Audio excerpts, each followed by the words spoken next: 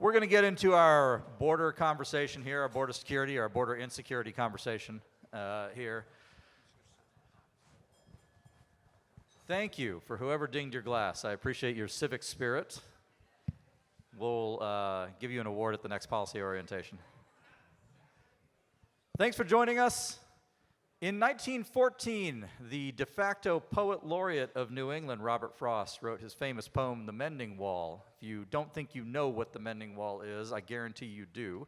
It's the poem that has the line, "Good fences make good neighbors," which is a principle that applies both to property owners and also to nations. Good fences make good neighbors. I thought of the New England poet laureate, Robert Frost, and his poem recently when New Englanders on Martha's Vineyard had to confront the reality of policies they mostly support. And it was a fantastic spectacle. I applaud them for getting the military immediately involved and restoring the peace and order of their community. So thanks, Massachusetts. But for the rest of us, we have to deal with the reality of the border, and I'm very, very pleased. By the way, for those of you who don't know me, I'm Joshua Trevino, but I don't matter as much as my two friends here, my guests. We have Congressman Chip Roy with us from Texas 21, so thanks for joining us. One of the great defenders of freedom in the House today, and the former 24th Chief of the Border Patrol, Rodney Scott, Senior Distinguished Fellow for Immigration at the Texas Public Policy Foundation. We're going to talk a little bit about border security, and then following the conversation, we're actually going to have Q&A, so save your questions till the end, please. Gentlemen, I'll toss this to both of you. The state of Texas obviously is dealing with an unprecedented number of illegal migrants, depending on how you estimate the gotaways, known and unknown. We're talking about an influx just this year, literally in the millions. Why is it so big now? Why is it bigger now than it's ever been? I'll defer, Rodney. You were on the line. Consequences. So I don't care what the crime is or what you're trying to deter. You can think of speeding, for example. If there's no consequence to an illegal behavior, then that behavior continues and it actually expands. So when Joe Biden, during the run-up to the election, he was very open. He was going to have a more kind and humane border policy, he called it. But basically, it meant he was shutting down programs, and on day one, he did. So they basically took away all consequences to illegal immigration, handed the cartel millions of people to use as pawns so that they can shape the border every single day. And then now they have control of the border, but that's why it's continuing to get worse, is because nothing's happening to them. They get released into the U.S. Chip? Yeah, I'll be even more political and blunt. It is a very purposeful and specific disregard of the laws of the United States by this administration for crass political purposes, using human beings for chattel. That's what they're doing. They're using them for political purposes. People are dying, Americans are dying, migrants are dying, and it is a purposeful disregard of the law. The law says have operational control of the border. The law says you shall detain. The law has provisions for when you stop individuals who don't have status to be here, that you deal with that, and in very limited circumstances, you can kind of protect them in an asylum or in a parole situation in a very limited circumstance with credible fear of an actual fear of persecution under asylum. We're not doing any of that. Anything you hear from any Democrat, any Republican, anybody who is saying, oh, well, these are asylum claims, lies. Straight up, bald-faced lies. The fact of the matter is they're using that. They're using those small provisions to be the exceptions that swallow the rule of border security, both the black letter law and the spirit of the law. And as a result, you have 2 million apprehensions and 1 million gotaways under this administration, endangered Americans and endangered migrants.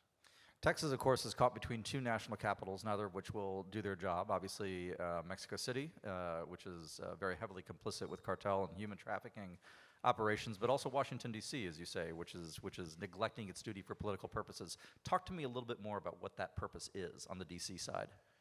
Yeah, I mean, I'll jump into that one and just say, look, I believe the Deputy Press Secretary of the White House said it when he said that, this was trying to expand the liberal world order, right? This is a belief in wide open borders. This isn't even like some of my Republican colleagues will say, well, I think this is because they want votes. It's like, well, I mean, I don't know. I mean, I don't know how your path to getting the votes and then the fraud and all of that. Okay, fine. This is actually bigger than that. It's a just straight up disregard of sovereignty. It's a straight up disregard that sovereignty and the rule of law matters. That's actually worse than trying to supposedly import votes. The fact is, doing so is not only damaging our country, disregarding, destroying the rule of law, upending our lives, all of the things we all know as Texans, it's actually destroying Mexico. It's turning it into a narco-terror state in our southern border. It is empowering cartels to be the equivalent of terrorist organizations engaging in rampant terror activities along our border every single day, endangering our men and women in the Border Patrol, endangering Texans, endangering Mexicans, destabilizing the Western Hemisphere, allowing China to exploit it, to funnel fentanyl into our communities and kill Americans. That's what's happening, and it is all very much a part of a leftist worldview of open borders. And the only thing I can maybe grant a little bit, there is zero reporting of any of this reality on any of the CNN, MSNBC, New York Times, Washington Post news channels. So when I give my speeches, I'm preaching to the same Newsmax and Fox News crowd, and that's just turn around and preaching to the choir. And so people complained. I went down to Texas Tribune today. I gave a whole spiel on the border security because I want them to hear it. And I'm going to keep going and trying to go anywhere I can to get the truth out about what's happening to America. What did you see of this in the Border Patrol, Rodney? I'm sorry? Oh, sorry. What did you see of this in the Border Patrol, Rodney? I'll touch on both sides. I'm one of the few people in the room that actually worked for President Biden for about 8 months, so I sat in many of the conversations, if you want to call it that, and I would back up Chip. The worldview is totally different now, even than any other administration, just to be completely honest. Every other administration did something on the border, but many of the people that we interacted with lived in a utopia, and they just refused to have conversations about any threats that were out there. We have gotten, I'm going to touch on Mexico for a minute.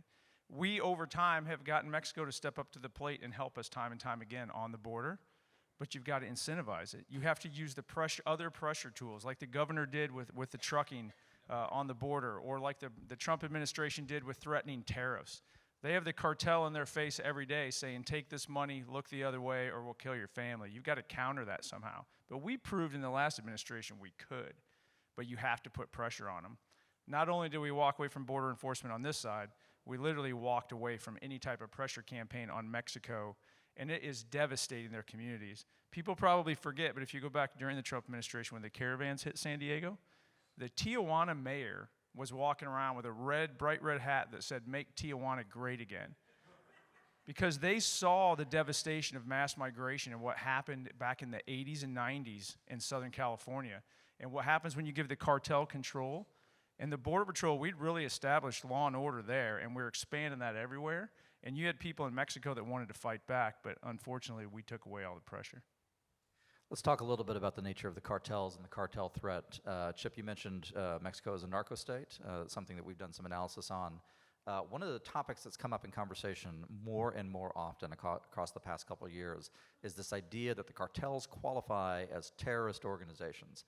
Some of you saw the Governor Abbott's EO from the past 36 hours on this topic. Should the federal government declare the cartels terror organizations? Well, I mean, I'd be interested in Rodney's view on this as well. I believe yes. I introduced legislation to do that 2 years ago. I argue within the Trump administration that we should do that. I talked to a number of people, former Border Patrol agents as well as DPS, guys like Jason Jones, former DPS agent who's out there reporting on this. I encourage you to follow him and his reporting. I believe it would be beneficial to recognize them as the threat that they are. I do believe that they're terrorizing Mexicans and Americans. I believe that their reach is far into our country. There was a headline just the other day in Baltimore about the reach of cartels into crime in Baltimore. I met with the sheriff of Culpeper, Virginia, 1 hour due west of Washington, D.C., just last week with a bunch of moms who lost their kids to fentanyl. That sheriff busted an operation of about 50 or 60 people affiliated with cartels in Culpeper, Virginia. It is reaching up into our country. It is much more far-reaching than you think. They are much more well-funded than you think, and they are much more powerful than you think along our border and have much more impact into Texas than you think. The counter-argument to maybe define them as something other than, say, a terrorist organization, as some new category to give more tools to go after them, is that if you declare them a terrorist organization, you will make it easier for Mexicans in particular to claim asylum in the United States because they live in a terror state. My argument against that is, well, we sure as crap aren't stopping people from coming in here right now, number one. Number two, they can already claim that. I mean, the organizations are what they are. I mean, sure, if we declare them terrorist organizations, maybe we make it a little easier to claim that, but we act like we're not able to fix that anyway. We should just tighten our asylum laws and make it very clear what we're doing. And frankly, we need to go after these as the terrorist organizations they are if we want Mexico not to turn into a complete failed state, which is the path that it's on. So I would encourage it. I'm glad the governor did it. And I think it's important because what does it do? It elevates for everybody out there in the entire state, they're as bad as terrorist organizations. I have a slight different angle to it. The threat is real. So if you look at these organizations, they're directly responsible for killing more Americans through the drugs they bring in, through the violence and everything else than all of our wars combined. They have nation-state equivalent military power. They're using drones to attack each other, to attack the Mexican government, and they definitely control parts of Mexico, and they are a real national security threat to this country. So I, without any question, support using the exact same tools, methods, and techniques to take out the terrorist organizations that we do against terrorism.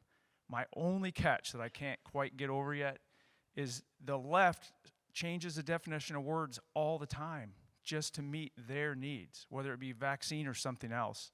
And traditionally, the definition of terrorism is for a political cause.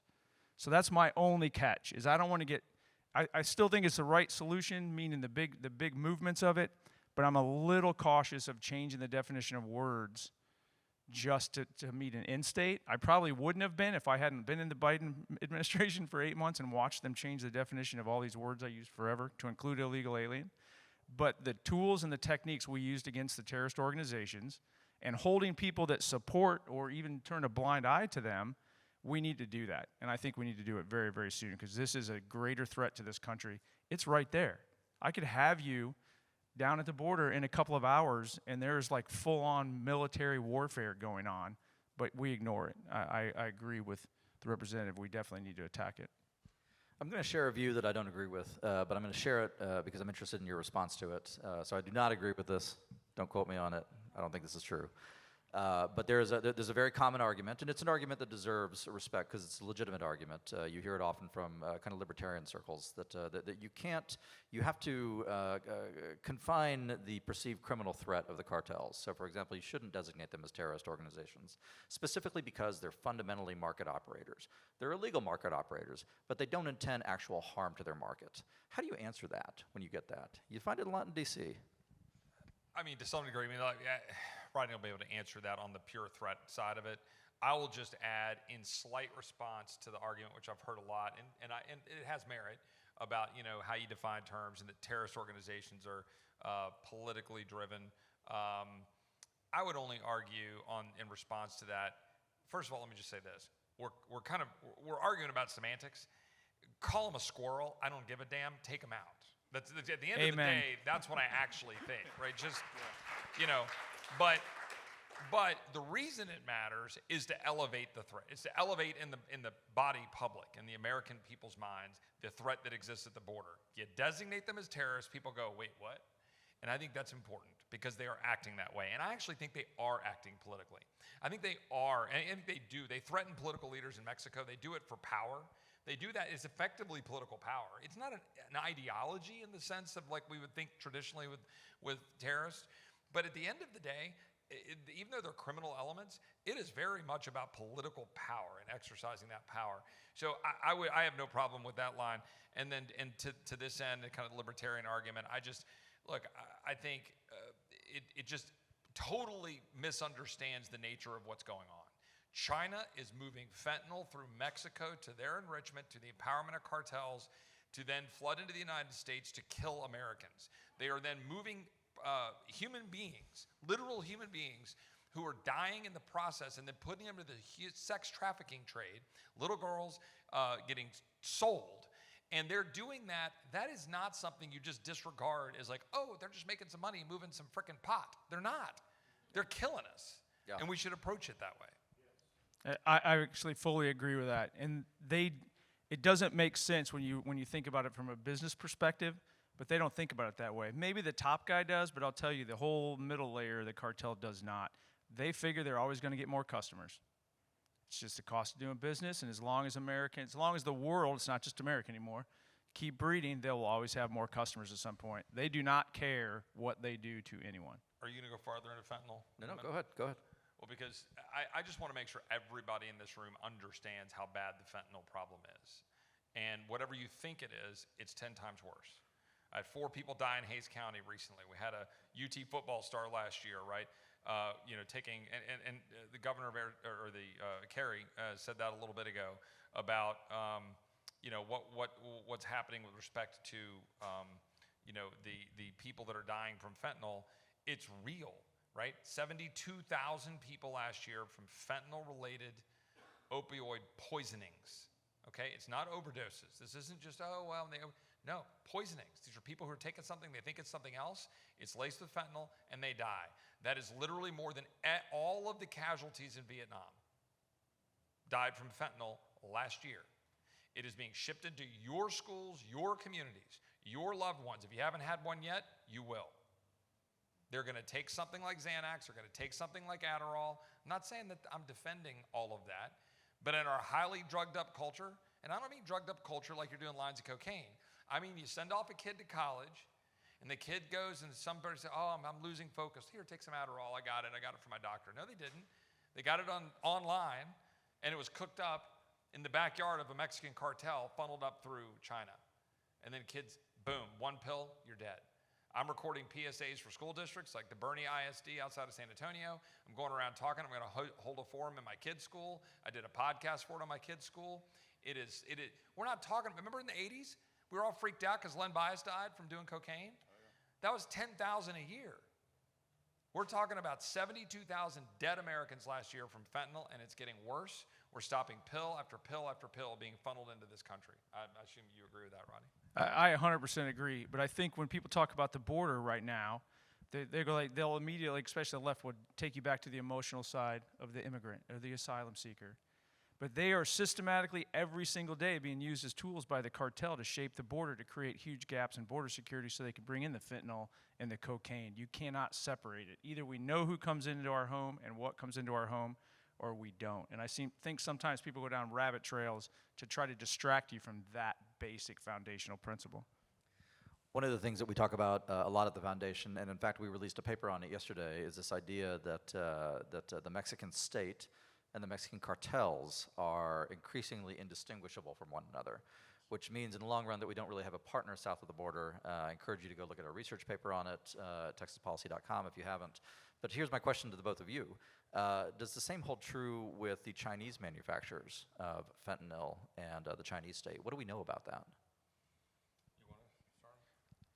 So it's changed, but baseline now, the techniques have changed, but the source has never changed. It's always been China, especially with the fentanyl, some of the opioids. Routing it, the precursors through Mexico, direct coordination with Mexico to create the mega labs and ship it here. You just can't separate the two. And one of the things that any nation can do is control legal imports and exports. It's not like that stuff's flying into Mexico in the middle of the night on aircraft like they used to do cocaine. This stuff's coming in container ships. It's coming in through factories. It's registered. If the Mexican government actually cared and wanted to participate as a real true partner with all that, they could. They're clearly not, and they're definitely in lockstep with Mexico. And it's all linked together. Let's shift gears a little bit and talk about asylum law reform. As I think you mentioned, Chip, the exception that has swallowed the rule is the claim of asylum. And look, our asylum laws were drafted in a radically different context, in the context of the post-Second World War era, in the context of the Cold War, when there was a very different type of individual and influx of asylees, potential asylees to the United States. Never intended to accommodate mass migration by the millions from Latin America and so on. What do we need to do to reform that, and why hasn't it happened yet? So this could be an entire hour-long conversation, Yes, it right? could, But yeah. let me just try to distill it as fast as I can, just to make sure we back up for a minute so everybody understands. We have laws on our books that provide for asylum. It requires that you claim and establish credible fear for actual persecution. Persecution for your religious beliefs, persecution for your political beliefs. But you have to establish that. It has to be adjudicated. And that is set up for obvious reasons. Somebody who's literally fleeing. But there's also rules about going through a safe third country. In other words, if you're fleeing persecution and you flee to Mexico, are you now safe from the persecution in Cuba or Venezuela or wherever you're claiming supposed persecution? I don't mean supposed to dismiss it, but it's an adjudicable claim, right? So that's the way that's supposed to work. So there's supposed to be a whole lot of barriers to get to the place. So I promise you, the 2 million people apprehended in the last year, they are not all legitimate asylum claims. In fact, only a small fraction of them would be, if you adjudicated the claim, an actual asylum claim. But it is worse than that, okay? We're not processing asylum claims for the most part. In Eagle Pass today, while we're sitting here, there is a 4-acre tent facility that was built and put in place and opened in June or maybe July. I went down and looked at it. 4 acres. They move human beings through it. They go sit down. They get processed. They go, they get a shower. They get some food. They get a medical check. They go through and they sit down, and there's a line of computers, Border Patrol and ICE. And they go through and they're processed either as notice to appear, come back one day in the future, and often don't, or parole. And they're just paroled into the United States. And that's what we're doing with almost every one of those claims. There are very few asylum claims being processed at the moment. So when you hear people say, oh, these are asylees, one, they're not being processed as asylees. Two, even if they were, their claims are usually pretty thin.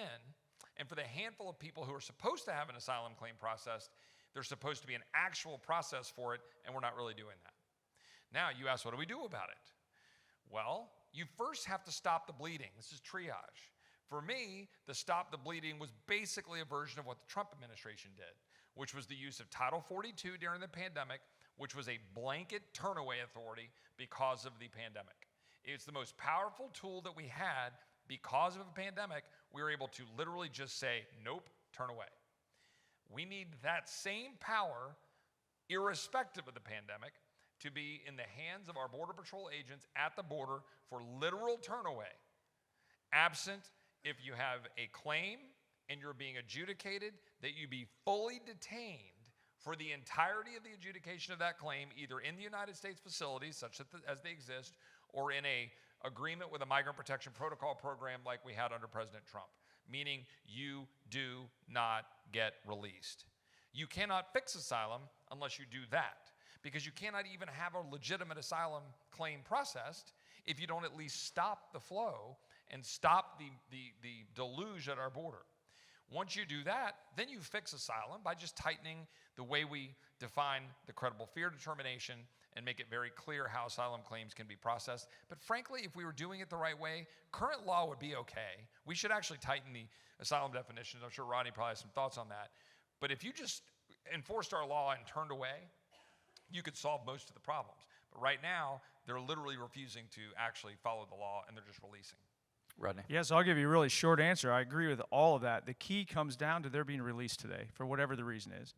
And the left will argue, because it's always a little bit of a truth, or well, I guess not anymore, they lie blatantly, but used to it was always a little bit of a truth.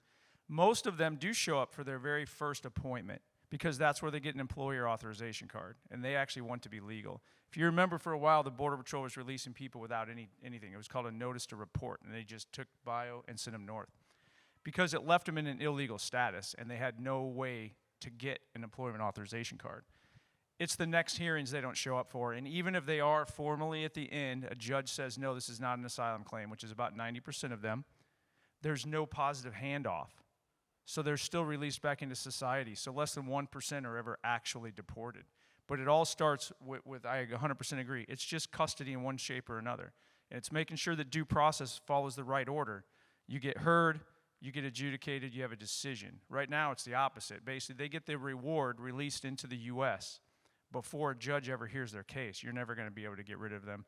The migrant protection protocols that remained in Mexico put it back in the right order, and they stopped coming. That's the other key. You don't have to worry about processing 2 million people. Same thing happened in Del Rio. The 15,000 people under that bridge, the second that they heard that a few of them were getting deported back to Haiti, they all went home, because they knew they weren't going to get that golden ticket, which was allowed into the United States and to be released. That's the key. There's a million ways we can solve that. This administration refuses to look at any of them. Let's talk politics for a minute. There's an election in about 6 weeks, and presumptively there might be maybe a new Congress, maybe a new Senate. The prospects vary for each. But if there is a new Congress and new Senate with new party control, what can we expect? Well, my personal view is that we'll have a 15 to 20 seat majority in the House. That's my current bet. We'll see what happens. If it's more than that, I'll tell you it's a direct consequence of what Governors DeSantis and Abbott have been doing in flooding some of the folks up into the rest of the United States and flipping the attention back to the border crisis. Instead of being on our heels, responding to, Dobbs and Lindsey Graham doing his 15-week thing and all this stuff where we were all playing on their turf, Governors Abbott and DeSantis put it back on the direction we should be talking about it. So we owe them a debt of gratitude if we do well this fall. But look, here's what do I think will happen? Well, it depends on if we can get Republicans to stand up and do what they're saying they would do. Kevin Roberts alluded to the Commitment to America, which was announced this morning. You guys no doubt saw it a little bit, although you've been here. I agree with Kevin. Let's just say I'm not all that blown away. But I'm never blown away by anything that comes out of D.C. My general view is we know exactly what we need to do. And there is only one thing and one thing only Republicans can do, and it's the power of the purse. James Madison, Federalist 58, the House of Representatives, we have the power of the purse, and we have that power of the purse to check the executive branch, period, full stop. We either use it or we don't. And I don't care what Republicans say. They can go out there and talk about all their stuff. We're going to secure the border, and we do all this stuff, lots of words, words, words. If you're not willing to use the power of the purse through the continuing resolutions and the funding mechanism to demand we attach a rider to do what I described a minute ago, turn away, and ensuring that we actually keep people in facilities, then this will not stop. That's it. That's the end of the entire conversation. Last question, and then we'll go to audience Q&A. We've talked a lot about what the feds need to do, and it's quite a bit. But what about states? Obviously, Texas has had Operation Lone Star. There have been strenuous efforts, which we've been supportive of by Governor Abbott, to exercise Texas state power on behalf of a secure border. What would you like to see states do? I'll toss that to both of you, actually. So my 30-year career as a chief, border security was always a team sport. We never thought we could do it on our own. The one exclusive authority is the actual immigration authority, the authority to deport. But I think states underestimate their power sometimes of what you can do just simply by regulation. All these NGOs have some type of a state license, a state regulation. There's a lot you can do to look at that and just what do you expect out of them. The thing that's missing the most from this entire debate, I think, or discussion is transparency. So I'm pushing basically that states and at the federal government, they can implement requirements that if there's tax money going to a purpose, that you increase the transparency for the public of where it's going. Why is the federal government today able to say they don't know where all these illegal aliens are going? Because they laundered all their money, millions of dollars, through NGOs. I think the state can take some actions there. They can implement regulations on transportation, use of facilities, all the way up, and we could have a discussion about the one I word that no one wants to talk about. But there are definitely more things that you could do. But number one is, I think, what the governor's doing today. Protect those local communities, do everything you can, surge in the law enforcement resources where Border Patrol just has evacuated the area, and at least filter out the worst of the worst, which is kind of what's going on now. You threw it to both of us. I don't want to go to Q&A. I'll just say, not everybody in the room is afraid of saying invasion, even if you're in Mexico City. As Greg somewhat infamously did recently. Look, it is an invasion. I don't think there's any real debate about it. I think we know exactly what the cartels are doing. It's purposeful. They're moving human beings and are using them to conduct illegal activities. Americans are dying as a result, and go on and on and on. It is an invasion. There's a reason that now, I don't even know what the number is. It keeps going up, 35, 37, something, whatever counties have said that they are calling on a declaration of invasion. I think it's important.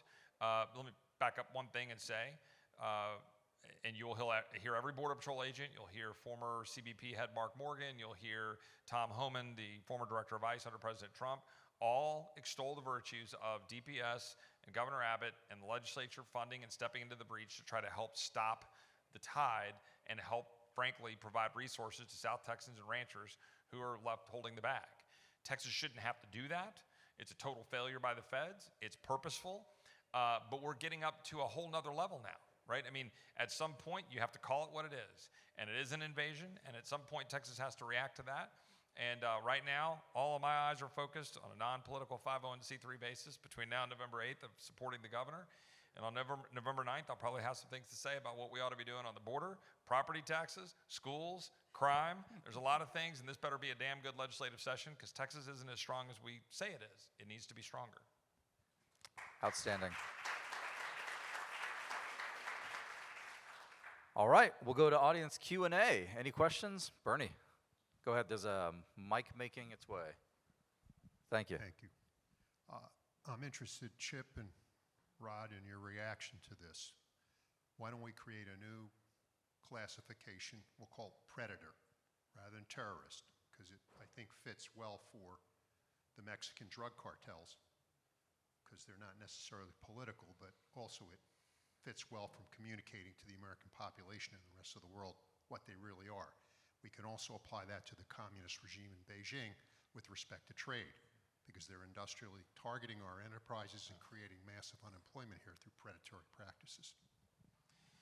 Well, first of all, great question. Thank you. And Bernie's always sending me great texts and great information out there. It's always helpful, particularly with respect to Israel, but in general. And I appreciate it. And I get it from many of you, and I appreciate it. I read all of it and try to, implement a lot of the things you guys are throwing my way. So please keep it coming. I'm fine with that. As I joked, but I was serious before. Call them whatever we want to call them. Obviously, something better than squirrel, but predator's fine or whatever. Just let's have the tools. Let's go after them. Let's knock their knees out from under them. I'm going to stick with saying we ought to designate them as terrorist organizations for the reasons Kevin Roberts explained earlier. I'm going to plant my flag right here and say what I think.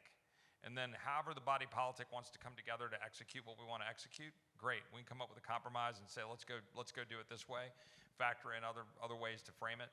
All I want to do is elevate the fact that these cartels are engaged in day-to-day war against the American people every single day, and we are losing more of our people at the hands of cartels than all of the terrorist organizations around the world combined. It's not even close, and we should react accordingly.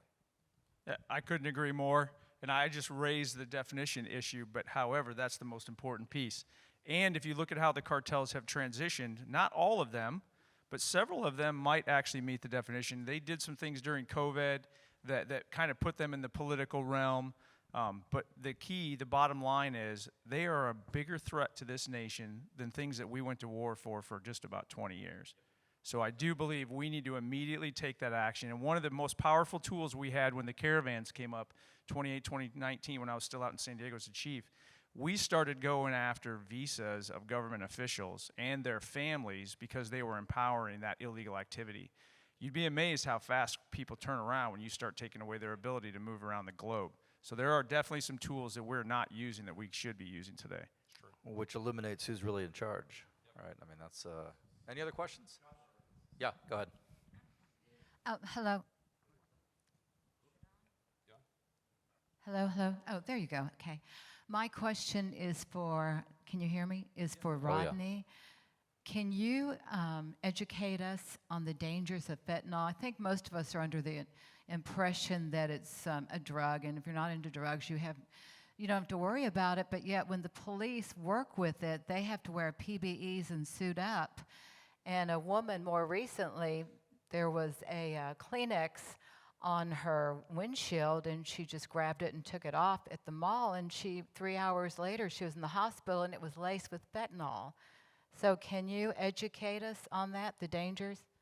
Sure. So it's a chemical, right? But it's literally a developed pharmaceutical. We use it in hospitals all over the place, but it's the potency. So like a couple grains of salt, equivalent of a couple grains of salt will kill you, but it'll absorb through your skin. But the amount I don't think is really the issue here. I mean, that's kind of how we sell it. But here's the real issue, and I believe you touched on it a minute ago. It's that they're getting people to use it through lies and false advertising. So it's not like anybody goes out on the street and says, hey, I want some fentanyl so I can snort it. They go buy a pill. The cartels have pill presses all over this country and in Mexico, and they go out and they find pharmaceuticals, they look at them, and they copy them as closely as they possibly can, but it's basically a placebo. And then these geniuses that have never gone through any kind of pharmacy school basically mix it to figure out how do they get a high out of it. Well, they don't always mix it right, and that's how people are getting killed left and right, and that's why we call it poisoning. Anybody that goes out and shoots up with heroin and they use too much, I think we've always called it an overdose, and most of us would agree with that. But I would say when someone gives you something and they lie about what it is, and then you ingest it, whether legal or not, but you don't know what you're taking, and it kills you, that's poisoning, and that should be classified as murder. And that's the real threat. It's not just the amount, but the amount is a problem as well. 2 reasons. One, you don't have to grow it. You just manufacture it. It's easy, it's cheap, and it's over and over. And then the size itself makes it very easy to smuggle into the U.S., whether it be a backpack or a hidden compartment in a car. It's way easier to smuggle across than any narcotic in the past. Yeah, one addition to that, I mean, the amount that can kill you is about 1 to 2 milligrams, which can fit on basically the point of a pencil, right? And what Rodney just talked about is really important. Like this stuff that you think, oh, well, why would drug dealers or why would the cartels want people to be dying from the fentanyl? Look, the truth is, while they do lace things with fentanyl intentionally for the addictive nature of it, and it's not a perfect science, and they screw up and then people die, they also are, like, these are not, high quality manufacturing facilities, right? Their quality control is a little dubious. So you got, they're making different products, some of which have fentanyl, some of which don't. Then they're making products, and some of it has a lot of fentanyl, some of it has just a little bit of fentanyl. DEA did a sweep in July, and they do it often, right? They go out and they sweep, and then they test product. They did a sweep in July of all the product they brought in off the street to test it, like random across the country and different. 40% of it was laced with fentanyl. So this is where you run into real problems. I mean, and this is what happened, I believe, speaking out of school with Jake Ellinger, right? I mean, with a Xanax that was laced with fentanyl. 4 kids in Hays County, where I live. It's happening everywhere. It's happening in every community in Texas. We spoke with a researcher about a month ago, and I don't know if his research is public, but this is a gentleman. He's got a PhD in Latin American Studies, and he works in the security sector, and he actually interviews cartel prisoners who are in U.S. prisons. And one thing that he said really stuck with me. It was quite interesting. I should connect you guys on this. But he said, because I made a comment. I said, well, it's a market loss for them if they kill the customer base. And he said, I used to think that. But he said the number of prisoners whom I've spoke with who said that they deliberately intend the death of their customer, he said, is shocking. He says it's not a majority, but it is a substantive number, and it's something that does, in fact, put a political tinge on it that's quite malevolent. We have time for one more question. We have time for 2 more questions, says Clint. Go ahead. There was reference to, earlier in the conversation about an increasing number of counties that have declared an invasion in Texas. What's your opinion on should the governor, in fact, do so? And if he were to do so, what, practically speaking, in terms of tools that he or the state could deploy would have a benefit on the border problem? So again, you're throwing that question here at the tail end with 1 minute to go. I'll try to do it just as quickly. It is a long conversation. It's a complicated conversation in most respects. It's pretty simple in what I said before. I do believe there's an invasion, and I do believe Texas has empowered to react to that invasion. But I want to go back to what I said. Right now, just staying focused on what we're doing, the governor and everybody stepping into the breach on what is predominantly, almost entirely a federal role should not be lost, and we should be messaging that every single day. The counties are understandably reacting. They're the ones that are holding the bag. Literally, the mobile morgues in South Texas. Sheriff Benny Martinez, who has a mobile morgue down there. Or whether it's the cemeteries with plastic PVC crosses they're putting up in South Texas. All of these counties that have to pay $5,000 for every one of these bodies for the autopsies and then the price of burial. They're the ones having to deal with all this. The ranchers who find it, all of that. If the governor were to go down that road, from my perspective, pause. There are other things he can do. The vehicle inspections we talked about before. There are other economic actions he could take that I'm not going to get into at the moment that I would actually probably be advocating for, particularly on November 9th. But I think there are things we can do to go really put the squeeze on Mexico. But at the end of the day, the question here is a simple one. It's whether we Texans have the authority under God and our Constitution and as free people to defend our state. My answer to that question is always, yes, we do. And if you're going to go turn people away, then it's a question for law enforcement. Rodney can talk about it a lot more than I can because I've never served in law enforcement other than the U.S. Attorney's Office as a lawyer, which doesn't count. And I always get mad when those guys, I'm in law enforcement. You were a lawyer, man. You were pushing paper. You were never out there in a cop car on the line. But when you have our law enforcement guys who are going to be the ones who are going to be asked to go down and turn people away, and then they're going to be the ones that will be threatened with and then have to face lawsuits, then the state of Texas is going to have to make sure they're going to be there all the way defending these individuals, whether DPS or whether local law enforcement, if they're the ones that are going to step in and turn them away. Because I can promise you one last point on that. There are 19 cops in Austin right now being sued because they dared to stand up against the mobs in 2020. And that's the same kind of leftists that will go after our brave people who are defending our state every day if they were to be called up and to go turn people away. If I could just add one piece real quick. It's a lot like Title 42 was. You can turn them around right at the border. The difference is the federal government owns the ports of entry, and Texas has a river. So the physical returning people to Mexico gets a little bit challenging, and it ends with Texas DPS and Texas National Guard having to step into Mexico.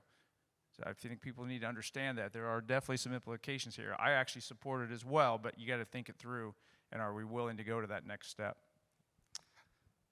Texas history offers some examples. Last question, please. It seems that the NGOs, you made reference to the NGOs, it seems like they're working very closely with the cartels from the southern border of Mexico all the way through and along our border towns. Could you explain more about who these NGOs are, where they're getting their funding? Rodney, why don't you start, and then I'll close. Okay. Yeah, this is a touchy subject for me. It makes me very angry, to be quite honest. But earlier today, or maybe it was yesterday, no, I think it was earlier today, a couple of the speakers said, make sure you know where you're spending your money.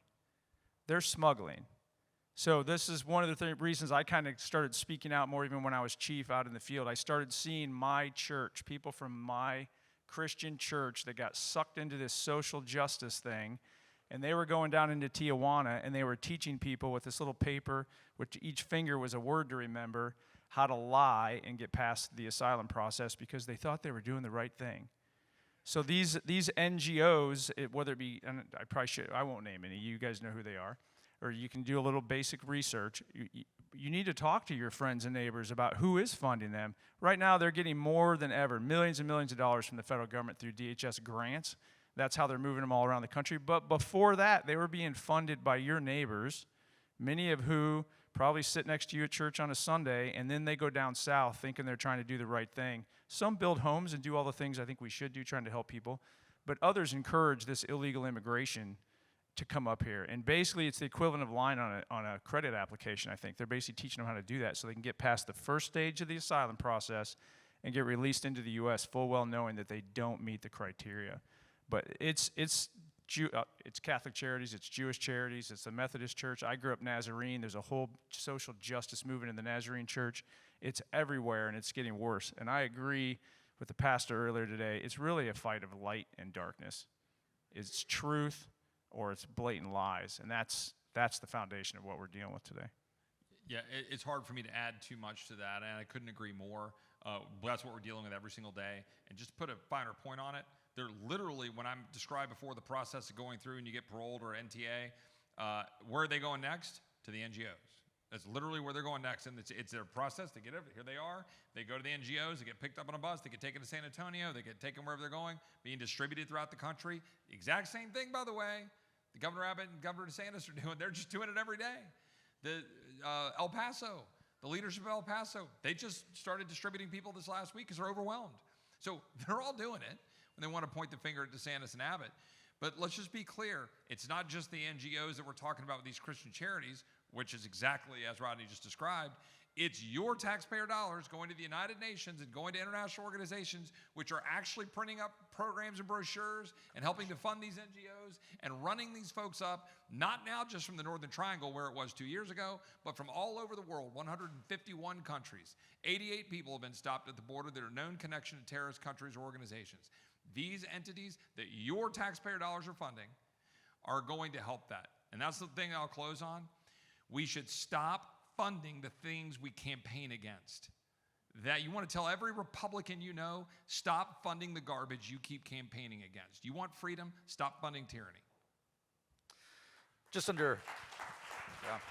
Amen. Just under a year ago, TPPF had a delegation. It was me, Ken Oliver, some other friends of ours who were down in Mexico City, and we actually had a meeting with one of these NGOs. And this NGO turned out to be an organization run by Californians whose work was, they characterized as advocacy work, but what they did was they helped migrants travel from southern Mexico to the border with the United States. And so just know that the reach of these organizations goes far beyond and far south of the U.S. border. And when you see things like mass migration happening, caravans organized, and so on, there is often an NGO hand in it. And Chip's exactly right. We need to stop funding them. With that, thank you all for your patience. Thank you, Congressman Chip Roy, former Chief of Border Patrol Rodney Scott. Grateful for your work, your service. Appreciate it. And we're taking a break now until, when is it? Somebody in Dev, 6 o'clock, right here. Right here. Come back at 6. But in the meantime, go enjoy the lazy river. There's longhorns to meet. See y'all later. Thank you.